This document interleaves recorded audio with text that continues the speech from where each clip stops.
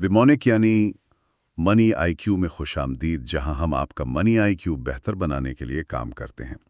ये तज्जिया अवामी तौर पर दस्तयाब तहकीक और डेटा की बुनियाद पर किया जाता है। आज हम ट्रेडिंग की दुनिया की एक ऐसी किताब का गहराई से जायजा ले रहे हैं जिसे बहुत से लोग एक मुक़द्दस किताब का दर्जा देते हैं, जॉन मर्फी की technical analysis of the financial markets. अब सवाल यह है कि किताब जो कई दहाइयों पहले लिखी गई, वो आज भी इतनी अहम क्यों मानी जाती है? देखें, इसकी बुनियादी वजह वो फलसफा है जिस पर टेक्निकल एनालिसिस खड़ा है। कौन सा फलसफा? वो ये कि किसी भी स्टॉक, करेंसी या कमोडिटी की कीमत के चार्ट में वो तमाम मालूमात छुपी होती है जो आपको चाहिए। कंपनी के मुनाफे से लेकर सरमायाकारों के खौफ और लालच तक, सब कुछ। अच्छा। मर्फी की किताब यानी कि इस चार्ट की ज़बान को समझने की एक डिक्शनरी है। ये आपको कीमतों के पीछे छुपी इंसानी नफ्सियात को पढ़ना सिखाती है। तो आज हमारा मकसद सिर्फ तारीफें बयान करना नहीं है, बल्कि इस किताब के जौहर को निचोड़ना है। हम ये समझने की कोशिश करेंगे कि ये टूल्स और नजरियात मिलकर कैसे एक सोच बनाते हैं। बिल्कुल, जिसके एक ट्रेडर मार्केट के शोर में वाज़ेह सिग्नल तलाश कर सकता है। चलें, इस सफर को शुरू करते हैं। तो फिर शुरुआत कहाँ से की जाए? क्या हमें सीधा चार्ट्स पर कूद जाना चाहिए? दरअसल मर्फी के मुताबिक चार्ट्स पर जाने से पहले इसके पीछे की सोच को समझना जरूरी है, और वो सोच डाउ थ्योरी कहलाती है। डाउ थ्योरी? जी, ये टेक्निकल एनालिसिस का समझे आइन है। ये 100 साल से भी ज्यादा पुरानी है, लेकिन इसके उसूल आज भी उतने ही सच्चे हैं। 100 साल पुरानी थियरी? ये तो बहुत आज की तेज रफ्तार एल्गोरिथम वाली मार्केट में ये वाकई काम करती है। बिल्कुल, क्योंकि ये इंसानी रवैये पर मबनी है जो बदला नहीं है। डाउ के 3 बुनियादी स्तुतून हैं। अच्छा, वो क्या है? पहला, मार्केट ट्रेंड्स में चलती है, यानी कीमतें सीधी लकीर में ऊपर या नीचे नहीं जाती, बल्कि लहरों की शक्ल में चलती हैं। ठीक है। दूसरा, कीमत हर चीज को डिस्काउंट करती है। इसका मतलब है कि कोई भी खबर, कोई भी रिपोर्ट, कोई भी उम्मीद या खौफ, सब कुछ पहले ही कीमत में शामिल हो चुका होता है। यानी खबर पढ़ने की जरूरत नहीं, सिर्फ कीमत पढ़ें। बिल्कुल। और तीसरा उसूल, जो मेरे ख्याल में अक्सर लोग भूल जाते हैं, वो कौन सा है? वो है वॉल्यूम, यानी तिजारती हुजूम से तस्दीक। अच्छा, वॉल्यूम से? जी हाँ, अगर कीमत एक नई बुलंदी को छू रही है लेकिन बहुत कम लोग खरीदो फरोख्त कर रहे हैं, तो डाउ थियरी कहती है कि होशियार हो जाओ, ये एक खतरे की अलामत है। ये ऐसा ही है जैसे एक कार रेस तो जीत रही है, लेकिन उसका इंजन धुआं छोड़ रहा है। क्या खूब मिसाल दी है। बिल्कुल यही बात है। ये ट्रेंड की सेहत का एक्सरे है, और यही वो बुनियाद है जिस पर मर्फी अपनी पूरी इमारत खड़ी करते हैं। ठीक है, तो फलसफा तो समझ आ गया। अब आते हैं उस जबान पर जिसमें मार्केट हमसे बात करती है, यानी चार्ट्स। किताब में कैंडलस्टिक चार्ट्स पर बहुत जोर दिया गया है। लाइन चार्ट के मुकाबले में इनमें ऐसी क्या खास बात है? देखें, लाइन चार्ट आपको सिर्फ कहानी का इख्तिताम बताता है। कैंडलस्टिक आपको पूरी फिल्म दिखाती है। पूरी फिल्म? जी, हर कैंडल एक मखसूस मुद्दत में खरीदारों और बेचने वालों के दरमियान होने वाली जंग की कहानी है। कैंडल का जिस्म बताता है कि कीमत कहाँ खुली और कहाँ बंद हुई। और वो जो ऊपर नीचे लकीरें होती हैं, वो उसकी बत्तियां या विक्स कहलाती हैं, जो दिन के ऊंचे और निचले पॉइंट्स दिखाती हैं। एक लाल कैंडल का मतलब है कि बेचने वाले जीते, और एक हरी कैंडल का मतलब है कि खरीदारों का पल्ला भारी रहा। और इन कैंडल्स से बनने वाले पैटर्न्स की दुनिया तो बहुत वसी है। मर्फी के मुताबिक कौन से चंद पैटर्न्स हैं जो एक ट्रेडर को वाकई नजर में रखने चाहिए? मर्फी का जोर उन पैटर्न्स पर है जो मार्केट के मूड में तब्दीली का इशारा देते हैं। मिसाल के तौर पर एनगल्फिंग पैटर्न। एनगल्फिंग? जी, जब एक छोटी लाल कैंडल के बाद एक बहुत बड़ी हरी कैंडल आए जो पिछली कैंडल को पूरी तरह निगल ले, तो ये एक मजबूत इशारा है कि खरीदारों ने कंट्रोल संभाल लिया है। अच्छा। इसी तरह डोजी कैंडल, जो एक जमा की निशान की तरह दिखती है, मार्केट में गैर यकीनी की अलामत है। ये बताती है कि खरीदार और बेचने वाले बराबर की टक्कर पर हैं और ट्रेंड बदल सकता है। तो ये सिर्फ लकीरें नहीं, ये मार्केट की नफ्सियात की तस्वीरें हैं। बिल्कुल। तो हमने मार्केट की जुबान सीख ली। अब हमें वो जगह तलाश करनी है जहां अहम फैसले होते हैं। किताब में सपोर्ट और रेजिस्टेंस का बहुत जिक्र है। जी हाँ, ये बुनियादी तसव्वुर है, लेकिन सबसे अहम भी यही है। इसे आसान अल्फाज में कैसे समझें? इसे एक इमारत के फर्श यानी सपोर्ट और छत यानी रेजिस्टेंस की तरह समझें। सपोर्ट वो कीमत की सतह है जहां माजी में खरीदार इतनी तादाद में आए कि उन्होंने कीमत को मजीद गिरने से रोक दिया। एक नफसियाती सतह। जी, जहां लोग सोचते हैं यहाँ कीमत मुनासिब है, चलो खरीदा जाए। रेजिस्टेंस इसके बरक्स है, ये वो छत है जहां बेचने वाले हावी हो जाते हैं। लेकिन ये फर्श और छत हमेशा तो कायम नहीं रहते, ये टूट भी सकते हैं। बिल्कुल, और यही वो जगह है जहां सबसे दिलचस्प मौके पैदा होते हैं। मर्फी का एक कलीदी उसूल है, पुरानी रेजिस्टेंस नई सपोर्ट बन जाती है। यानी जब छत टूटती है तो वो फर्श बन जाती है। बिल्कुल, जब कीमत बहुत कोशिश के बाद एक छत को तोड़कर ऊपर निकल जाती है तो वापसी पर वही छत अब फर्श का काम करती है। ये जानना कि ये लेवल्स कहाँ हैं आपको बताता है कि कहाँ एंट्री लेनी है और कहाँ अपना नुकसान महदूद करना है। ठीक है, तो सपोर्ट और रेजिस्टेंस हमें मार्केट के ठहरे हुए लेवल्स बताते हैं, लेकिन मार्केट तो हमेशा हरकत में रहती है। क्या हमारे पास कोई ऐसा टूल है जो कीमत के साथ साथ चलता हो, एक तरह का डायनामिक गाइड? बेहतरीन सवाल। यहीं पर मूविंग एवरेजेस का किरदार आता है। Moving averages? जी, ये पिछले कुछ दिनों मसलन 50 या 200 दिन की औसत कीमत होती है जो एक लकीर की शक्ल में चार्ट पर चलती है। ये कीमत के शोर को फिल्टर करके आपको ट्रेंड की असल सिम दिखाती है। तो अगर कीमत 200 दिन की मूविंग एवरेज से ऊपर है तो ट्रेंड ऊपर का है? उमूमी तौर पर जी हाँ, और अगर नीचे है तो ट्रेंड नीचे का है। मैंने SMA और EMA के बारे में सुना है। किताब इनके इस्तेमाल के बारे में क्या कहती है? क्या एक दूसरे से बेहतर हैं? कोई बेहतर या बदतर नहीं, दोनों का मकसद मुख्तलिफ है। सिंपल मूविंग एवरेज यानी SMA तमाम दिनों को बराबर वजन देती है। ये एक बड़े मुस्तहकम बहरी जहाज की तरह है जो आहिस्ता मुड़ता है। तवील मुद्दती ट्रेंड्स के लिए? जी, और एक्सपोनेंशियल मूविंग एवरेज EMA हालिया दिनों की कीमतों को ज़्यादा वजन देती है।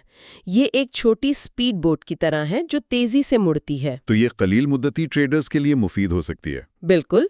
मर्फी का मशवरा ये है कि आप इन्हें मिलाकर इस्तेमाल करें। जैसे 50 डे और 200 डे एवरेज का क्रॉसओवर एक क्लासिक सिग्नल माना जाता है। तो हमने ट्रेंड की समत देख ली, लेकिन ट्रेंड की ताकत का कैसे पता चले? क्या ट्रेंड थक रहा है या उसमें अभी भी जान बाकी है? यहाँ से बात वाकई दिलचस्प हो जाती है। किताब में RSI और MACD जैसे ऑसिलेटर्स का जिक्र है। बिल्कुल, अगर मूविंग एवरेज ट्रेंड की सिमत बताती है तो ऑसिलेटर्स उसकी रफ्तार और तवानाई बताते हैं। रफ्तार और तवानाई? जी, आप MACD को ट्रेंड की रफ्तार का स्पीडोमीटर समझें। जब MACD लाइन सिग्नल लाइन को ऊपर की तरफ क्रॉस करती है तो ये ऐसा है जैसे आप एक्सेलरेटर दबा रहे हैं, यानी रफ्तार बढ़ रही है। और जब नीचे क्रॉस करें तो ब्रेक लग रहे हैं। सही पकड़ा। ये हमें सिर्फ ट्रेंड की सिमत ही नहीं बल्कि उसकी ताकत का भी एहसास दिलाता है। और RSI? उसे तो सिर्फ ओवरबॉट और ओवरसोल्ड के लिए जाना जाता है। क्या इसमें इससे ज्यादा कुछ है? बहुत कुछ ज्यादा है। RSI की असल ताकत सिर्फ 70 यानी ओवरबॉट और 30 यानी ओवरसोल्ड के लेवल्स में नहीं है। तो फिर किस चीज में है? मर्फी का असल नुक्ता डाइवर्जेंस को पहचानना है।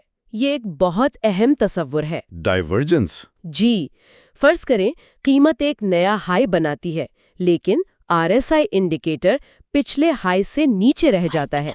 ये एक बहुत बड़ी वार्निंग होती है कि ट्रेंड की जान निकल रही है। अच्छा, कीमत ऊपर मगर इंडिकेटर नीचे। बिल्कुल, कीमत तो ऊपर जा रही है लेकिन उसके पीछे की तवानाई कम हो रही है। ये एक ऐसी बात है जो अक्सर नए ट्रेडर्स नज़रअंदाज कर देते हैं और फिर फंस जाते हैं। ये तो बहुत अहम नुक्ता है। यानी इंडिकेटर आपको वो कहानी बता रहा है जो कीमत खुद नहीं बता रही। अब कुछ मजीद पेचीदा चीज़ों की तरफ चलते हैं। मर्फी चार्ट पैटर्न्स का जिक्र करते हैं, जैसे हेड एंड शोल्डर्स और फ्लैग्स। ये नाम तो बड़े अजीब हैं। नाम अजीब है लेकिन इनके पीछे की नफ्सियात बहुत गहरी है। ये वो बसरी नमूने हैं जो कीमतें चार्ट पर बनाती हैं। हेड एंड शोल्डर्स से शुरू करते हैं। हेड एंड शोल्डर्स पैटर्न ऊपर से नीचे की तरफ रुझान की तब्दीली का क्लासिक इशारा है। इसमें 3 चोटियां होती हैं, एक बायां कंधा, फिर एक ऊंचा सर और फिर एक दायां कंधा जो सर से नीचा होता है। तो ये क्या बताता है? یہ پیٹرن بتاتا ہے کہ خریداروں کی 3 بار اوپر جانے کی کوشش ناکام ہو چکی ہے اور اب بیچنے والے حاوی ہونے والے ہیں۔ اور فلیگز اور پیننٹس تسلسل کے پیٹرنز ہیں۔ یہ بتاتے ہیں کہ مارکیٹ اپنی اصل سمت میں جاری رہنے سے پہلے صرف ایک مختصر وقفہ لے رہی ہے، جیسے ایک تیز دوڑ کے بعد کھلاڑی تھوڑی دل سانس لیتا ہے۔ تو اگر ایک مضبوط اپ ٹرینڈ میں ایک چھوٹا سا فلیگ بنتا نظر آئے اور اس میں والیوم کم ہو رہا ہو تو یہ ڈاؤ تھیوری سے جڑ جاتا ہے۔ یہ ایک مضبوط سگنل ہے کہ ٹرینڈ واقعی صرف سانس لے رہا ہے اور جلد ہی اپنی اوپر کی دوڑ دوبارہ شروع کرے گا۔ ان کو پہچاننا مارکیٹ کے ارادوں کو پڑھنے کے مترادف ہیں۔ بالکل۔ اور پھر ایک نظریہ ہے جو تقریباً پرا اسرار لگتا ہے، ایلیٹ ویو تھیوری۔ یہ خیال کہ مارکیٹیں 5-3 کی ایک مخصوص لہر میں حرکت کرتی ہیں، کیا یہ حقیقت ہے یا محض ایک خوبصورت خیال؟ یہ ٹیکنیکل انالیسس کا سب سے متنازع لیکن دلچسپ پہلو ہے۔ اسے سمندر کی لہروں کی طرح سوچیں۔ سمندر کی لہریں؟ جی، ساحل کی طرف آنے والی 5 طاقتور لہریں ہوتی ہیں جو مرکزی ٹرینڈ ہے، اور پھر پانی کو پیچھے کھینچنے والی 3 چھوٹی اصلاحی لہریں جو کریکشن ہے۔ تو اس کا مارکیٹ سے کیا تعلق؟ ایلیٹ کا نظریہ یہ ہے کہ مارکیٹ میں سرمایہ کاروں کا اجتماعی رویہ یعنی امید اور مایوسی بھی اسی قدرتی ردھم میں چلتا ہے۔ اسے صحیح طریقے سے استعمال کرنا بہت مشکل ہے، لیکن اگر آپ اسے سمجھ جائیں تو یہ آپ کو مارکیٹ کا ایک بڑا نقشہ فراہم کر سکتا ہے۔ ٹھیک ہے، تو اب ہمارے پاس ٹولز کا ایک پورا باکس ہے۔ ہمارے پاس موونگ ایوریجز ہیں، RSI ہے، چارٹ پیٹرنز ہیں، لیکن ایک عام غلطی جو لوگ کرتے ہیں وہ یہ ہے کہ وہ کسی ایک انڈیکیٹر کو دیکھ کر تجارت کر بیٹھتے ہیں۔ بالکل۔ مرفی ان سب کو ایک ساتھ استعمال کرنے کا کیا مشورہ دیتے ہیں؟ یہ سب سے اہم سوال ہے۔ مرفی کا سب سے بڑا سبق یہ ہے کہ آپ کو ایک مکمل ٹریڈنگ سسٹم بنانا ہے۔ تجزیہ صرف آدھا کام ہے۔ تو دوسرا آدھا کیا ہے؟ وہ تصدیق کے اصول پر بہت زور دیتے ہیں۔ کبھی بھی ایک سگنل پر بھروسہ نہ کریں۔ اگر موونگ ایوریج خریدنے کا اشارہ دے رہی ہے تو دیکھیں کہ کیا RSI بھی اوور سولڈ سے نکل رہا ہے، کیا وہاں کوئی کینڈل سٹک پیٹرن بن رہا ہے، کیا والیوم بڑھ رہا ہے۔ یعنی جب 2 یا 3 مختلف انڈیکیٹرز ایک ہی کہانی سنا رہے ہوں تب سگنل مضبوط ہوتا ہے۔ تب آپ کا سگنل مضبوط ہوتا ہے۔ لیکن یہ سب چارٹس اور پیٹرنز پر انحصار کرنا تھوڑا سا علم نجوم جیسا نہیں لگتا کہ ہم ستاروں کی بجائے لائنوں میں مستقبل تلاش کر رہے ہیں؟ یہ ایک بہت عام تنقید ہے۔ مرفی اس کا جواب یہ دیتے ہیں کہ ٹیکنیکل انالیسس مستقبل کی پیشن گوئی نہیں کرتا، یہ صرف امکانات کا اندازہ لگاتا ہے۔ امکانات کا اندازہ؟ جی، یہ اس بات کا مطالعہ ہے کہ ماضی میں اسی طرح کے حالات میں کیا ہوا تھا، اس امید پر کہ انسانی رویہ خود کو دہرائے گا، اور سب سے اہم بات جسے اکثر ناقدین نظر انداز کر دیتے ہیں وہ کیا ہے؟ وہ ہے رسک مینجمنٹ۔ ہاں، رسک مینجمنٹ، اس پر کتاب میں کتنا زور دیا گیا ہے؟ بہت زیادہ۔ مرفی کہتے ہیں کہ آپ دنیا کے بہترین چارٹ ریڈر ہو سکتے ہیں، لیکن اگر آپ کا رسک مینجمنٹ کمزور ہے تو آپ ناکام ہو جائیں گے۔ یعنی ہر ٹریڈ میں داخل ہونے سے پہلے پتا ہو کہ باہر کہاں نکلنا ہے۔ بالکل، آپ کو یہ معلوم ہونا چاہیے کہ آپ کہاں غلط ثابت ہوں گے۔ اسی لیے سٹاپ لاس کا تصور اتنا اہم ہے۔ یہ آپ کی انشورنس پالیسی ہے۔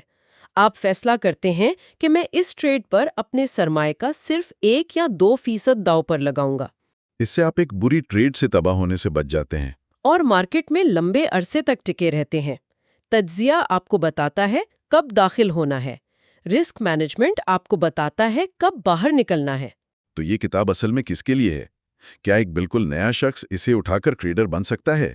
یہ ایک گہری اور جامع کتاب ہے۔